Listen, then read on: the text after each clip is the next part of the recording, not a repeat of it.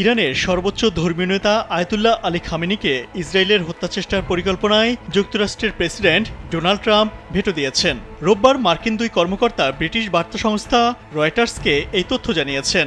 Israeli পরিকল্পনায় ট্রাম্পের veto দেওয়ার বিষয়ে মার্কিন প্রশাসনের জ্যেষ্ঠ এক কর্মকর্তা বলেন, ইরানিরা কি এখন পর্যন্ত কোনো আমেরিকানকে হত্যা করেছে? না, তারা হত্যা না করা পর্যন্ত আমরা ইরানের রাজনৈতিক নেতৃত্বকে নিশানা করার কথাও ভাবছি না।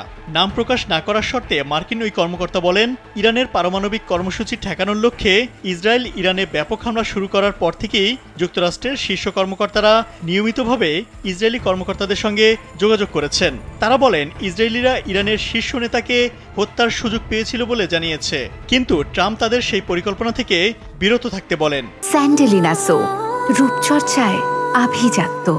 তবে ট্রাম্প নিজে সেই বার্তা দিয়েছিলেন কিনা তা নিশ্চিত করেনি ওই কর্মকর্তা।